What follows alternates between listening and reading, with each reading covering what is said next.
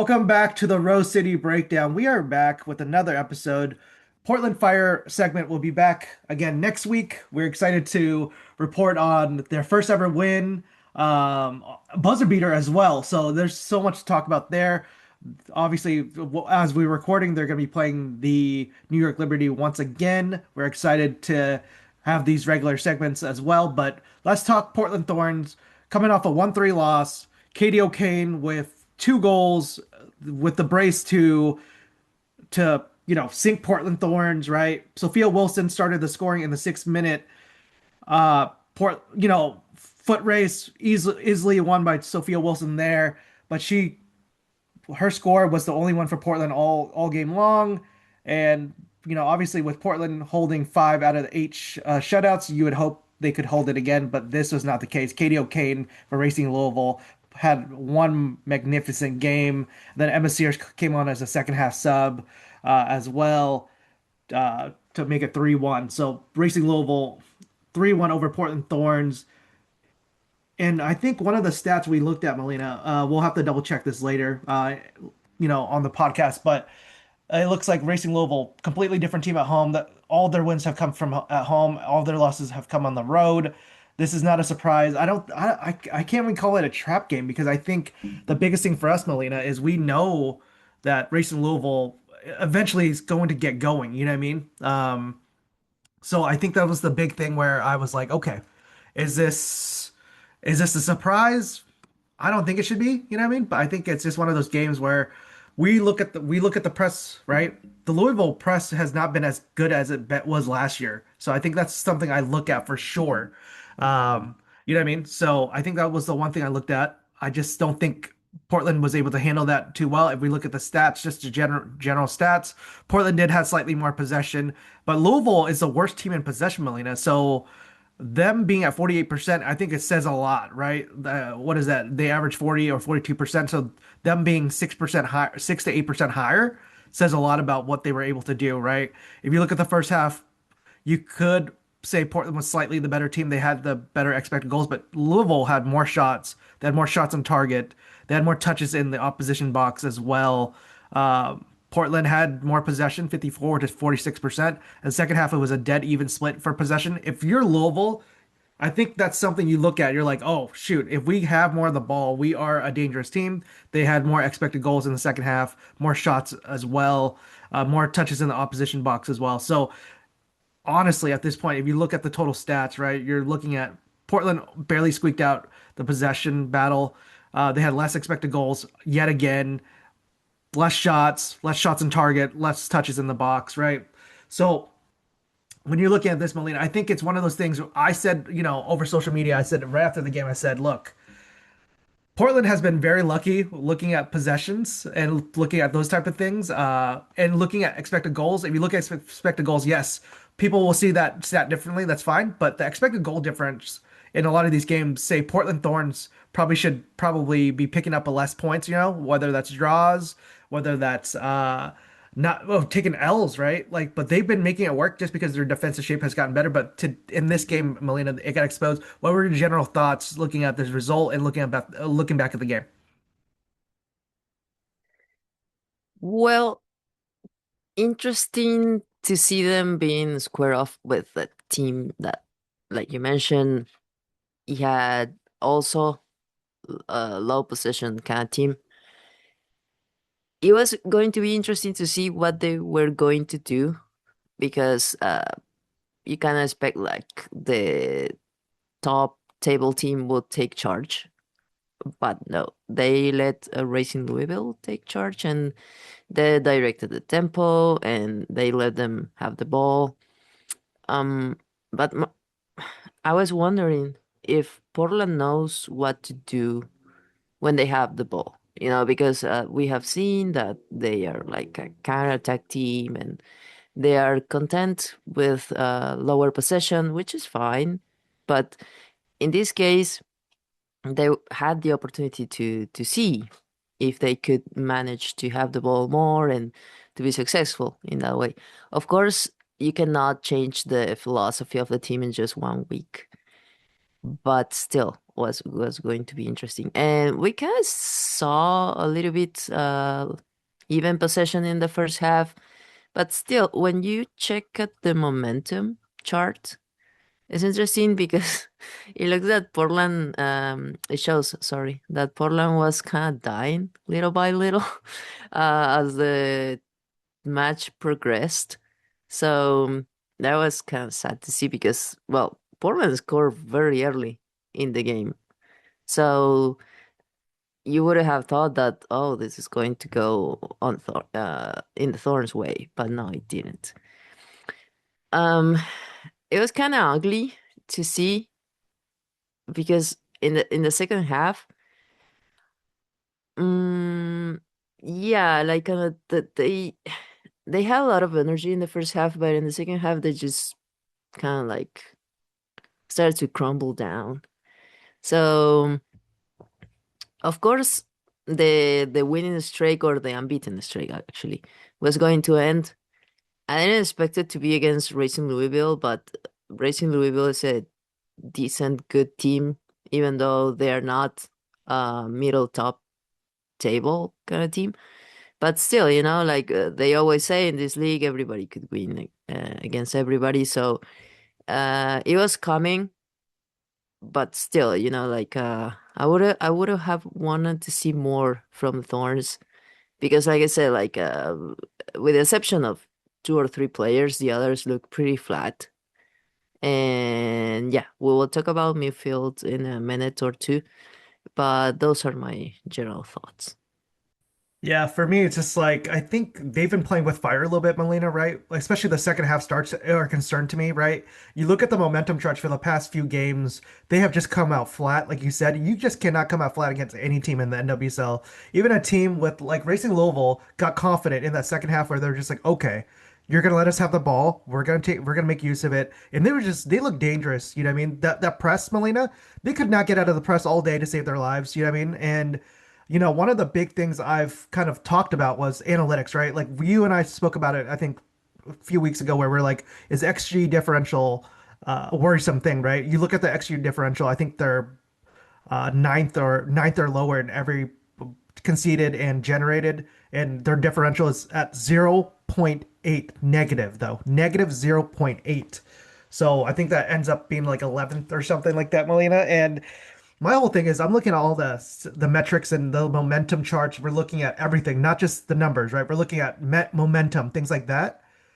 They didn't deserve to win this game, right? And you look at that, like there's a few games I think you could have said maybe they didn't deserve to win, but they did because they have the star power, right? But here's the thing. You were talking about they just look tired, right? This is their fourth match and it was a Friday match too. So they did. I don't. When I spoke to Robert Villaham before in the pregame presser, it looked like they weren't training too much. I think they only got a couple training sessions in, and then this week obviously they have a Sunday match, which is a great thing for them, right? That's 2 extra days to recover. But then here's the thing, Melina. Then they have another short week. You know what I mean? And it's just these games are just coming so frequently at this point, and you're just like, who's going to get some rest in the front line? You know what I mean? Do you have to play some of these young players? For the midfield, can Jesse Fleming and Olivia Moultrie continue to play every single minute, right? There's not enough depth there as well, unless you start allowing the younger players to start. But Melina, looking at the analytics from just the game and just from the season in general, did it catch up to them in this Racing Louisville game? And is this something you're concerned with moving forward as well?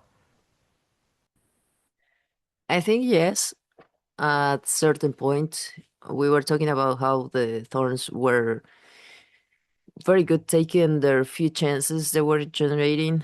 And well, we will see the clips in a minute, but there was one ball that Sophia Wilson served to Mimi Aluru on a platter, and she just hit it so softly. I don't know what she wanted to do. But if she would have scored that one, it would have changed the game. The result would have been very different. I'm certain on that. So they weren't good on that regarding this one, and you could see the result of it. Of course, nobody can 100% be sure that the Thorns would have won at least 1 point if maybe a little would have been, but we were talking about momentum, and I would have switched the momentum on the Thorn side, which it didn't. So yeah, that's one of the things we were talking about, how statistic and probabilities always end up catching up. You cannot always beat the XG. That's a fact. And yeah, the Thorns are like they run a low unlucky on this one.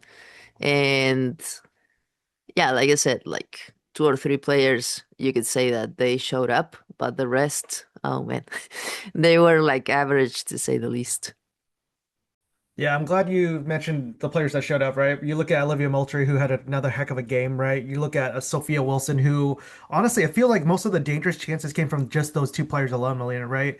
We're talking about we're talking about Olivia Moultrie, who has what, 4 goals and four, like, and just recorded her fourth assist on the season. Melina, she's on pace for a double digit, double season, and it's amazing to see that, right? From a rising superstar like that. Then you have Sophia Wilson, who's just 3 goals in the past four. But here's the thing: who else is there, Melina? Let's talk about that, right? Like for me, I think the biggest note I have no questions about Jessie Fleming. Just to be clear with you, okay? I think Jessie Fleming has been playing out of her mind this season. This game, I I felt a little bad for her because I think she wanted to get out of her own box a lot more. But here's the thing: when you're playing in a double, quote unquote double pivot, right, Melina? Your partner has to help you out, right? And Bulgaria played what, 52 minutes, you know what I mean? Completed 13 out of 17 passes, only 2 defensive contributions in this match. I think they were both tackles. Melina, that's just not going to cut it, right? And here's the thing. For me, Bulgaria has been consistently one of the worst starters all season long. Okay? This is not her fault. Okay? I want to bring this up because she's being asked to replace Sam Coffey, essentially, right? Whether or not we want to admit that, it's not Jessie Fleming for Sam Coffey because Jessie Fleming has done everything she did last year and probably double that this year, right? So I'm looking at that. If you look at all the metrics, right, you look at all the ratings from, doesn't matter what source you're getting it from, Bulgaria is consistently rated one of the worst starters on this team, right? And this is a concern for Portland because Portland, Melina, what do they struggle with now? Everybody knows the blueprint to beating Portland Thorns: pressure, pressure, pressure, right? Like if your triggers are proper, you can get Portland to cough of the ball, especially if it's Bulgaria or the center backs, unable to play the ball out or dribble out of pressure, right? Portland could not escape pressure, Melina. Even on their one goal, they played direct and they were kind of just having to play direct most of the time. You and I have talked about this, right? Playing direct eventually will fizzle out because eventually you are not going to have those looks every game. Some teams could just bunker down and you playing direct doesn't help that, right? So for me, watching Racing Louisville kind of employ their press, um, it was really good for them, right? Like they were suffocating Portland all game, and Portland usually does that to other teams. And when I talked to Brendan Devine about that, we were talking about the press in general because he didn't think Racing Louisville's press has been good enough all season. And then they came out, they they kind of bided their time a little bit, Melina, just to find out what triggers would work the best. And it just worked after I think like the 10th minute. They just kind of like, for me, the press was suffocating to Portland Thorns, right? So, but let's talk with the midfield. Melina, at this point, are Jessie Fleming and Olivia Moultrie asked to just to do too much at this point, right? Are they asked to carry the load too much? And is Bulgaria's performance enough to continue to allow Portland to keep winning? Or at this point, they need to make the summer priority needs to be as soon as possible because I think it opens up in July. Do they need to just pick up like a veteran six at this point? When I see Jesse Fleming, I always remember that meme that says, "I'm tired, boss." So I guess she should be like, she must be tired. Yeah, it should be the priority. I really don't know if the Thorns are gonna go for a defensive midfielder, to be honest, because Cassandra already is occupying an international slot, and even though Portland has one more, I don't know if they're gonna use it on another international player. So I really don't know what they're going to do, but when you look at the team line by line, it's kind of obvious that's the weakest spot nowadays. And yeah, like if we are looking at alternatives on the bench, I don't see no one that is reliable enough. Of course, you can always give the young players minutes, like you mentioned. But the thing is, so far the coach has been using Dana Castellanos, and she's not a defensive midfield at all. You can you can ask Jesse Fleming to stay low and Dana to go higher, but still, I think Dana Castellanos' position was never established that well on the team. So I was checking out her heat map for the game against Racing Louisville. And yeah, she stayed like mostly higher in the middle of the pitch, higher. And she's not having a lot of weight on the game. So I think that the biggest thing with Bulgaria is like she's not as involved as you would have expected her to be. Either is because I was telling you this before the podcast we started recording. Is either because her teammates are not passing her, or she's not asking the ball too much. And but when you see the amount of passes she registered for this game is just too low, less than 20 if I remember correctly.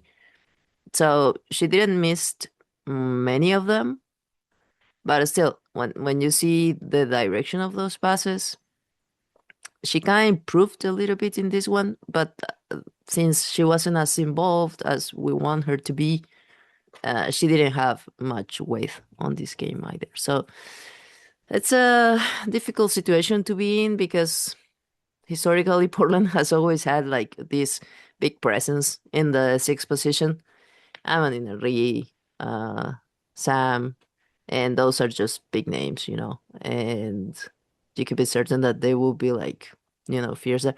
Even Lindsay, cannot remember her Heaps. name. Yeah. Heaps, sorry. For me, is always she's always gonna be the Grey Horan. So, um, well, tough players, it's hard to fill those shoes, and Bulgaria needs more time for certain. Yeah, the one thing I'll add is I think it's her performance is being kind of spotlighted in a bad way because the center backs are they are just not good enough passing, right? With possession with the ball. Because Portland's trying to play out of the back a lot of the time, Melina, and they're unable to because they do not have the personnel to do that. Okay. Whether or not we want to admit that or not, what they want to admit that or not is a different story, right? And like here's the thing. I love what Villaham is trying to build, right? He wants to have this team be able to play multiple facets and everything. And one of these, this is the one facet they're just not meant to do, right? I think a lot of the midfielders, Jesse Fleming, Olivia Moultrie, these forwards all want to have the ball at their feet. But the issue is the back end of it, right?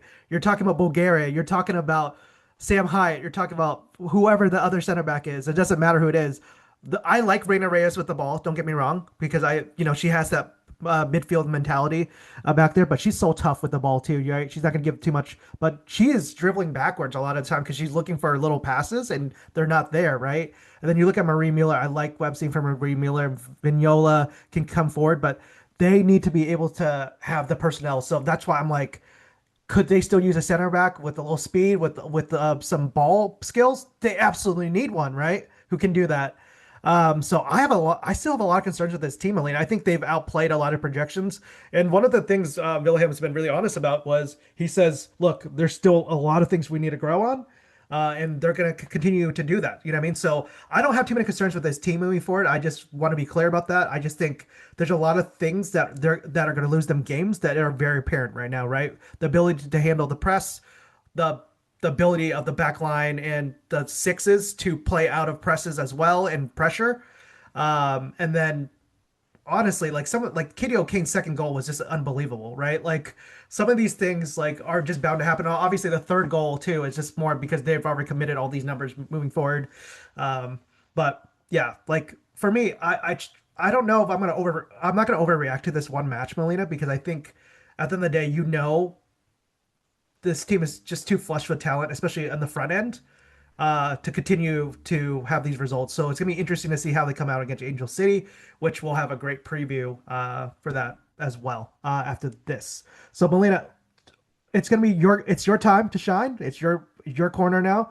But just talk to us about what you notice, especially from this particular game, that kind of stood out to you and probably ended up as the result. Okay. Yeah, you mentioned Katie O'Kane. She had an amazing game. What a player. Uh, Sometimes we focus too much on Portland, but we gotta give credit to Racing Louisville, who played a great game. And well, her coach is very smart, uh, and I really like her. So I'm glad that the team that won, in this case, was a good team, and he served those 3 points. Yeah, gave them a lot of boost. So we were talking about some things that went wrong with the Thorns. So one of the things was turnovers. There was just too. You cannot do that. Caroline Calzada, second start of the season, I think. She had a great game in her first in her debut. On her debut, she's still a rookie. Of course, we're not gonna throw daggers to her, but still, it was a big chance for Racing Louisville. So another turnover here in the final third.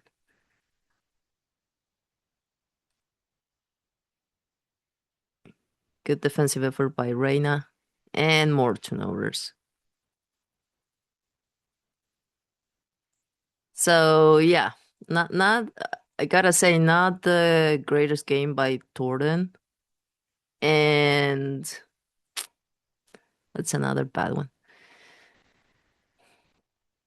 That was almost a goal. Yeah, I think one of the big things I'll mention too is I think Robert Billingham has mentioned how he's a little bit frustrated with some of the decision making, right? Especially like whether it's the final third or even their own third to get out of their half, right? Like he's mentioned how when the fatigue sets in, the freedom of just the formations and the tactics don't really shine. And I think this is one of those games where he was just really frustrated with how things were employed, right? Because think about it, if Louisville has been really terrible all season about one thing. Once you elude the initial line of pressure, Melina, they are not very good defensively, especially on the back end, right? But Portland could not get out of their own way most of this, and then you're seeing a bunch of these little mistakes. That's literally what it looked like when you're watching the game, right? All these clips that you're picking out so far literally matches up to the eye test. Yeah, for sure. And well, one of the things, another thing is the chances they wasted, and we already saw turnovers. Now, this was the one I talked about earlier. Sophia getting out of pressure, driving the ball through the entire field, and then that. We haven't spoken much about Mimi Aladu. She has not she has not been great in the final third, which you would expect. She was fulfilling other tasks in other parts of the field, but those kind of things you are expected to finish if you are a midfielder or like slash striker.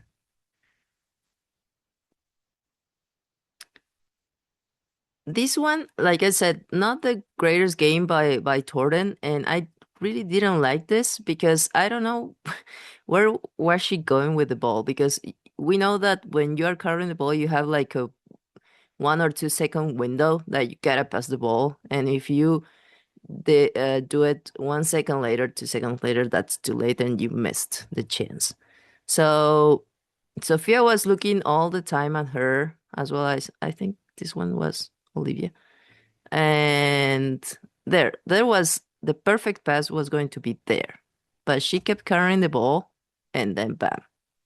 She hit the wall of defenders and chance wasted.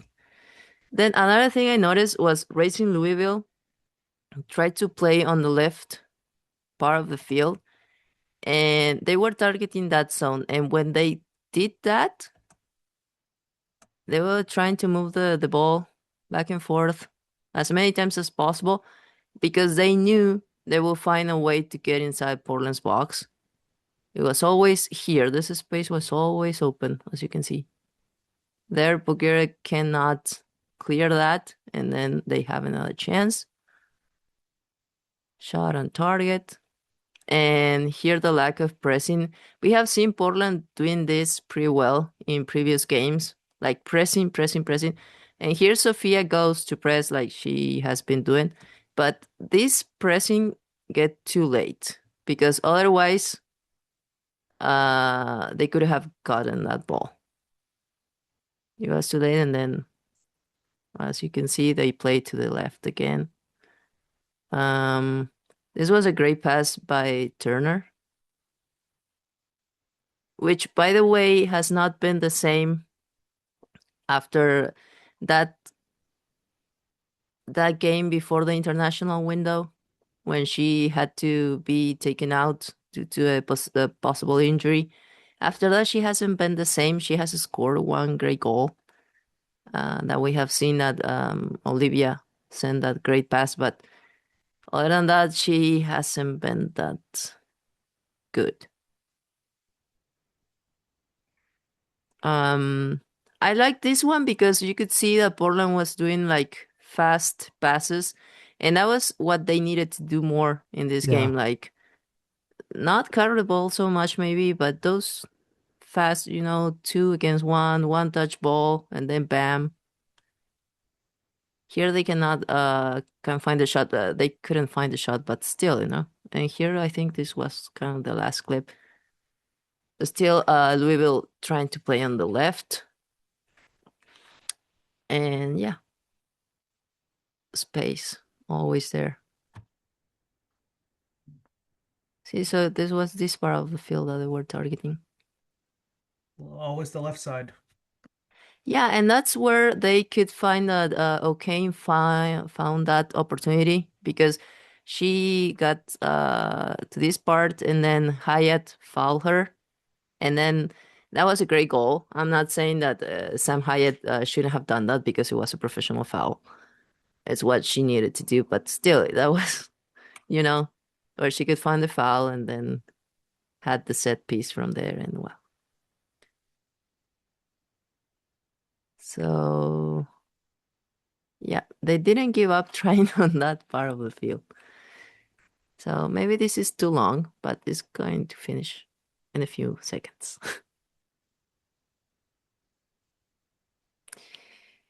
Um, one thing that concerns me, Phuoc, and I don't know what you think, but we talked about the sixth position, but also, I think we talked about this before briefly, but the back line there. Um, Still, no, Portland doesn't have a backline that those four players are going to be the starters. You know, it's they're always switching, and I don't Yeah. know I don't I think think that's I think positive. Leo from Willamette Weekly asked that question in a press conference, and he's kind of, Villingham has kind of mentioned that he's going to rotate depending on matchup. But at this point, I think they do need to settle on more of a traditional pairing, right? Whether that's with Perry, whether that's with Obeys. But for all we know is Hyatt is his number one center back on this team, right? And for me, this is like she's a great captain. You can tell she's going to play her heart out every single week. But for me, for what you need for this team, you need a speedier center back. You want a a center back who's willing to play with the ball at their feet. You know what I mean? Who can get these quick outlets out. Especially in pressure moments, right? And they don't have that on the roster, Melina. Whether or not the staff wants to admit that, especially with the way Villingham wants to play, because obviously, I think in the long run, obviously, he's already said he doesn't care about possession, and that's fine. But I think when you look at in the long term, Melina, how do you kill off games? You need to be able to play out really quick, or you need to have the ball a lot, right? So it's gonna be interesting to see how they kind of progress in moving forward. But yeah, I do have that concern too, Melina. I think at this point, I don't. By the way, just to be clear, I don't mind the fullback switching just because you have three starting fullbacks there, anyways. But I think they're under this assumption they have four starting center backs, right? And I think they're all, like around, I would evaluate them close to the same level for each one. But you kind of need something that stands out, in my opinion, right? Who can who can take over, become like because they need a stud center back there too. Not to the point where you have to spend all your budget or money, but I think that's something you look at. The six is obviously the main priority now. I think you can make it work with the center backs you have, but at the same time, this team has the summer window is going to tell you everything how ambitious the ownership is, how ambitious the Portland Thorns are. Because I think obviously with Sophia's status up in the air again, right? Like you have to prove that you want to win her, right? If you want to keep her long term, if she wants to stay long term, you know what I mean? There might be not much they can do about it, right? Which is fine. Because I think Portland's well equipped to handle it with or without her, because they have the talent at the front line, especially with Kai Hanks coming back, and we'll need to get an update on Morgan Weaver as well. So, like I said, this gonna be this loss could easily compound into something longer, Melina. So let's see how they rebound this week against Angel City. So stay tuned. Right after this break, we're gonna be joined by Trebor Tracy of Angels on Parade to give a nice preview of this match. Welcome back to the Rose City Breakdown. We are back with the one and only Treb Tracy of Angels on Parade. Treb, how you doing, man? I'm doing good, enjoying the long week. So, happy it's the weekend. Happy we have another weekend to try to improve our form. I was actually going to ask you because the first time you and I spoke, they were in terrific form. I think at that time they won three in a row. Maybe Mhm. they might have had their first loss by then, but either way, now it's three in a row wins and then four in a row losses to combat that. Unfortunately, right? But before we get into that, Treb, where can folks find your work? I'm mostly on Blue Sky. It's at Treb Tracy, for Blue Sky. And then also, obviously, you can find all the writings on Angel City and LAFC. We do some MLS stuff over on angelsonparade.com. Always working on new stories, always talking to players. Got a couple fun interviews this week that I'm hoping to turn into something in the next few weeks, while we have a month off for the upcoming summer break. So that's where they can find it, obviously. But Perfect. yeah, mostly on Blue Sky. Perfect. Well, be sure to keep an eye out on that because I know you just released a Kennedy Fuller piece a few weeks Mm-hmm. ago as well, and obviously I read through the whole thing. So, but yeah, no, it's just you do amazing work. So hoping Thank you, thank you. folks continue to trickle over there as well. But let's talk about Angel City. Like the first 3 weeks, I think the big story was Fendis becoming like a full blown star. Kennedy Fuller getting up there too. And all these wonderful stories, and the backline was holding up as well. But what has happened these past four games, in your opinion, and just seeing their struggles again? I think at its simplest, the goals just stopped coming. Um, that's kind of how sports goes sometimes, where you can be hot 1 second and then just Yeah, have a string of bad days, it feels like. I think that is something that I've noticed with this team the last few games where they're not necessarily playing bad and they're not necessarily a bad team, but just a lot of what was succeeding in the early parts of the season that was contributing to goals is a little bit more of a struggle. Some of the passes aren't as timed as well. A lot of the passes sometimes, maybe the first touch. That's one thing I've really noticed lately, especially, is a lot of the first touches from players have let them down a lot. And I think that that's also contributed to kind of hindering the flow of what they want to do. But yeah, just right now, it's hard to find an answer, and I think that's what's yeah, most frustrating from the team's perspective and probably from a fan perspective, where it's just there's not one thing you can point at and say this is why the losing has started. yeah. What have you heard from, especially head coach Alex Strauss, and also the players? I know that it's a different perspective for both of them, trying to figure out, trying to put the pieces together. What have you heard from them? And then what have you seen in the metrics that kind of maybe like that is positive or, negative in a way where you're just like, okay, this is what they've been doing this really well. The XG's there or whatever, or, they're conceding too many shots right now, like what have you seen in the metrics point of view and from the coaches and the players point of view to kind of explain the struggles a little bit? Metric wise, it's like I said, you look at the stats and for the last few games, even though they've lost, they've been the better team. They Yeah. keep a lot more of the possession. Their XG tends to be a lot higher than their opponents. Right now, it's just a lack of efficiency. We Yeah. saw it against Portland where Angel City was knocking on the door, knocking on the door, knocking on the door, and Portland just had one look and they were able to get their goal. And so that's kind of what they've been dealing with the last few weeks with some teams. That happened against Utah. It happened more recently. I believe it was Houston. Mhm. So it's a lot of that, and that's what you're hearing from the team, right? We've heard Yeah. some players mention the one thing that they feel needs to really be worked on is the fine margins of the game, Yeah. just kind of cleaning up some touches, cleaning up some aspects of their defense, kind of not leaving players too open. And the same has been echoed by Strauss. He feels, like I said, there's a bit of confusion just in the regard of just, from his perspective and a lot of our perspectives, this has been a good team. And it's hard to say in sports you deserve wins, but this is a team that's played like they absolutely deserve more results than they've gotten in the last 4 games. And so Yeah. I think right now it's the battle mentally just between understanding what you're doing is the same thing that you were doing in the beginning of the season that was Yeah. successful. It's just not falling right now. And so you can't really let that get to you to the point where you're changing everything about what you're doing, but you do want to make some tweaks and see what needs to kind of be rearranged to help regain that form. Yeah. I think that's the brutal aspect of the sport, right? Soccer, if it doesn't bounce your way, one bounce is all it takes to lose a Yeah. game or to, to drop points, things like that.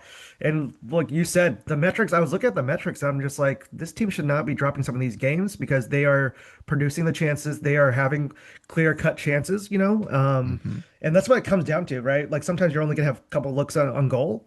And we're looking at the forwards, right? We're looking at Svennis Johnstarter, who, obviously those goals has dried up a little bit. And then Riley Tiernan, who, we saw her play a lot centrally last year, and she's moved over to more of a winger role. Can you talk to us about Riley Tiernan? Because I think a lot of folks were expecting another big season out of her, but it just seems like maybe the new position has been more of a hindrance in her development. And then just talk about Svennis John started the last few weeks as well. Yeah, it's kind of a flip flop between the two, where Svendis came into the team last year playing a lot more on the outside, and Riley was playing more centrally. And we all saw Tiernan get off to that. What was I think 4 goals in Yeah. 5 matches, so she was going on a tear early on. This season we've seen them switch, where we've seen Svendis more centrally and Riley more on the outside. And for Svendis, it's really worked. She started off with a lot of goals. I think the thing that's always been her issue in her career has been consistency, being a goal scorer that can do it for the course of an entire season, not just kind of in stretches. And then for Riley, yeah, it's hard because how much of it is that typical sophomore slump that we see, especially in attackers, where it's hard to keep that goal scoring up, year in year out when other teams are looking at tape and they're defending you well and they know how to kind of play the moves that you want to make. And obviously it hasn't been helpful with her moving out to the outside. I think that comes with a lot of changes in her responsibilities and changes in the mentality that she has to have in terms of, okay, am I more of a provider now? Am Yeah. I, how do I attack on goal? It's not a position that's natural to her. So I think there's been a lot of growing pains in that aspect. But this is something that we talked about at the beginning of the year where, Angel City was going to have to do it by committee. And that's kind of the issue when you don't have a true goal scorer that can make something out of nothing is Yeah. you tend to have players that can score on their day, but if they all hit kind of a rough patch, now you're searching for goals from anywhere. And that's where Yeah. Angel City find themselves right now. Yeah. I think it's an interesting situation because both obviously Angel, cities, when you look at the metrics, if we look at the metrics from Portland Thorns versus Angel City, the first match, you would look at this, you would look at the metrics and all the stats and just be like, did Angel City win that game? No, they didn't. Right. Oh. And one of the things Portland did really well was they were in their shape, especially in the bottom third, was very good. Right. There's not much room to maneuver there, but Angel City still find little pockets of space there and there. And I think a lot of their opportunities, they were still finding their opportunities through the same means that they were in the first 3 weeks of the season. Right. So that's why I guess my question to you is, what are you kind of expect? Portland's coming off a 1-3 loss. They're gonna be coming off pretty angry with that result. And the Angel City's gonna be even more angry with just the bad luck that they're on, right? So what are you kind of expecting in this match? This rematch. Honestly, it's way too soon for a rematch between these two clubs, but that's where we're at. I'm expecting Angel City not to change too much. I think that again, like that has been the kind of the thought within the team where it's like, we don't want to change too much because what we're doing isn't necessarily not working. Yep.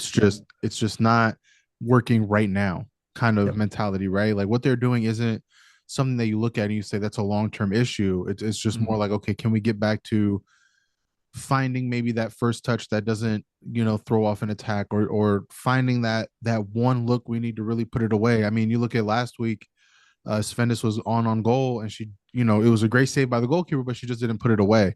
And like those Yeah. are opportunities that you don't really, you did nothing wrong in terms of tactics and coaching. It just didn't go for you. And I think that you're going to see an Angel City that does a lot of kind of the same that they did the first meeting. I will say they will most likely clean up a lot of what they were doing defensively, not Yeah. allowing. I think that's the one thing players and Strauss have talked about a lot the last couple of weeks is just not allowing second chance goals and not allowing, Yeah. second looks at the ball, second possessions. They want to make sure that they're getting to every 50-50 ball. They want to make sure that when they clear it out, it's cleared out and there's not, Yeah. a scramble and kind of second and third shots at the goal. So I think you're going to see a lot more clean style of play from Angel City, but in terms of tactics, it's not going to drastically change. Yeah, I'm thinking the same thing for Portland. I think Villaham has been really good about just making little changes every week, just to adjust to his tactics and his system. He hasn't overloaded too much on the players, which is a great, which is really good, especially with the summer break coming up. He can do a lot more during that time as well because he hasn't had a preseason, right? Mm-hmm. Um, so yeah, I guess I think my follow up is, just look at this game, right? You're looking at because Soph Wilson's, kind of breakout game was against Angel City, right? She Mm-hmm. Yeah. finally she opened her scoring count for the season. Now she's got three in the last four. Obviously, the dynamics have changed for Portland, where they were getting a bunch of goals from what is it, Raylan Turner, Pietra Torden. That's kind of just been a little bit more mellow recently, just with so many games and tight windows and things like that. But Soph Wilson has been probably their alongside Olivia Moultrie have been their best players the past few Mm-hmm. weeks. What do you look at for Angel City, especially on the defensive end, to kind of slow them down, especially when they're both kind of flying high right now? I think in the case of Soph, like again, it's not doing too much drastically to change things. Like they, credit to Sophia, she got her goal, but she got her goal, what was it in the last 2 minutes of the Yeah. match? So it's not like Yeah. she was tearing them up defensively. You know what I mean? Like the same with Hmm. Moultrie, where she got a really good look, or I believe her goal, I believe, was on a set piece, if I'm not mistaken. Uh, but either way, like I think that's the feeling with Angel City right now is like we're not getting beaten Yeah. defensively from the regard of like teams aren't Yeah. cutting through us defensively. We're not being broken down in a way where we look really vulnerable. Like it's Yeah. literally just the one or two moments that we're giving teams Yeah. and they're capitalizing on it. And so I think the big key for them is just limiting those moments. And it's hard, it's hard to go Yeah. from, you're only giving them two opportunities to score to having to give them no opportunities to Mhm. score, right? But that's kind of what you have to do when you're in the middle of struggling and it feels like teams are capitalizing on every little mistake you make.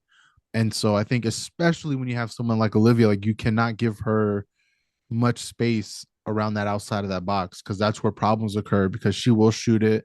A lot of times she can make it from range. And even if she doesn't, now you have yourself in a position where you're fighting off, any one of the number of attackers who are in there looking for the second chance ball. So I think that'll be the key. But I just think as a whole, they just have to stay within themselves and not Yeah. change too much in this one. Yeah, I think the biggest thing for me is if Angel City finds a way to score early, I think that kind of like puts all I this think that pressure will off their help. shoulders. Yeah. Yeah. And obviously these two teams, you've seen a bunch of these classic matches between these two teams. You know, what I mean, anything can happen between these two teams. I think that's why I'm excited every time these two teams face off, right? Talk to us about, just looking at key matchups for this match. Talk to us about, just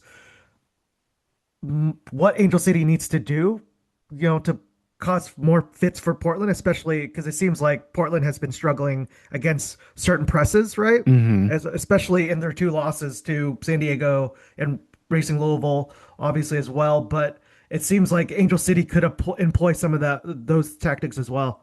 Yeah, they were succeeding with that the last time these two met. Like it was a lot of applying the pressure. Like I said, they had their looks early on, they just couldn't convert them. And so I think that's something Angel City have done well all season, where they do press teams, they do play on the ball a lot. I will be interested to see kind of with the return of Claire Emsley. We saw her a little bit last time out at Mhm. home.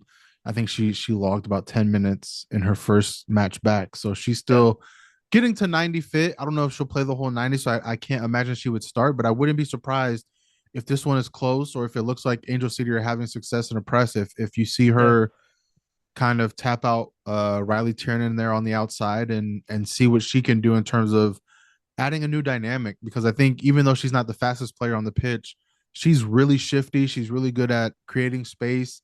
Yeah. I think she'll bring a whole new dynamic to the attack in a good way. She's going Yeah. to get the balls into the box, force Svendes to get after, and I think as a whole for Angel City, the key is going to be the midfield. Um, you come into the season, they're getting Junendo back. She's beginning to start now. Yep. That'll be huge. I think that is something that you always have to pay attention for, especially for someone like Portland, because I don't think she played the first time we saw you Yeah. guys Yeah. Not yet. at Yeah. all. And Hmm. like I said, now she's to the point where she started the last game. She's getting into that 90 minutes fit. She's going to be a huge piece. But yeah, I think that's going to be the key is really that midfield, keeping possession, not losing possession, and keeping Portland from going on those counterattacks. Yeah. Last question for you. I'm generally curious. I know you mentioned a bunch of players on this segment, but talk to us about just a few players who probably will decide this match for either team. Um, I mean, yeah, I think like just obviously from a Portland perspective, like I've mentioned, like you have Olivia, you have Soph, Mhm. you have Raylan Turner still there, Pietra Torden still there, so you have a lot of players that can really impact the match. I think for Angel City, it's going to be continuing to lean on Sventis, try to get her back into goal scoring. Like I said, June will probably be starting now, so it'll be interesting to see how she looks against Portland for 90 minutes. And I'll be interested to see Taylor Suarez, the young rookie. Yeah. She Yeah. got her first, I believe it's her first start last week. But she's starting to get more minutes and starting to be entrusted with a lot more responsibility. So I'll be interested to see if they can get a good shift out of her, see how long she plays if she starts that match. But I think that Yeah. that's a player that brings a lot different dynamic to the attack. Again, not someone that's going to blow you away with her speed, but she is really pacey. She is really quick. She's great on the ball. Um, it's a little bit, it's like a mix between Tiernan and Svendes, where it's like, she has the length to kind of run away from players, but she also is really good at dribbling to kind of, she likes taking on that 1v1 battle a lot. So I'll be interested to see how Yeah. she does. But yeah, those are some of the players I would keep eyes on for sure. Yeah, I appreciate your time so much because I think this will Yeah. come down to two things, right? It's can Portland handle the Angel City press, right? And in the first game, like you mentioned, they were struggling, especially early on. They found their groove through the middle portions of the game, but Angel City Hmm. dominated the end portion as well. And Portland has come out really slow in the start of the second halves recently, right? So that's another thing to look out for. Providence Park's probably not going to allow them to do that because they're going to ask them to give that everything they have. And then obviously, I think Portland getting what is it, 2 extra days off, right? They played a Yeah, Friday that could match help. and then now it's Sunday. I think that's going to be a big thing too. But I'm genuinely curious, like how Portland responds to the Angel City attackers, because here's the thing: if they're going to get the same looks that they have, because if you've listened to a bunch of coaches talk about Portland's defense, they've said, "Hey, we did get the looks we wanted for the most part, but their shape is very good, but we Yeah. did get the looks, right?" And that's what worries me. because Portland's, XG differential, if you look at it, you're like, oh shoot, they're negative, right? Yeah, So how is this team winning all these games? Yeah. yeah, exactly. So, like, did that Louisville game catch up to them, right? So, this is another good barometer for Portland and for Angel City too, because I would not be shocked with any scoreline again with these two clubs, right? No. Yeah. So I think that's the interesting portion. Like, I wouldn't be shocked if it was a 3-3 draw again, right? So, it's just one of those things where I'm genuinely curious about how they change from the first matches because I feel like both coaches are very set in their ways for the most part with a few Hmm. tweaks. So that's gonna be really exciting to see. But and then Treb, one more time for the folks, where can folks find you on socials? I'm on Blue Sky at Treb Tracy, and then all of the writings can be found at angelsonparade.com.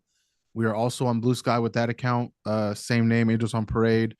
And yeah, just doing my thing, covering Angel City, covering LAFC, and always happy to hop on and talk soccer. Well, I appreciate you hopping on, and we'll see what happens on Sunday.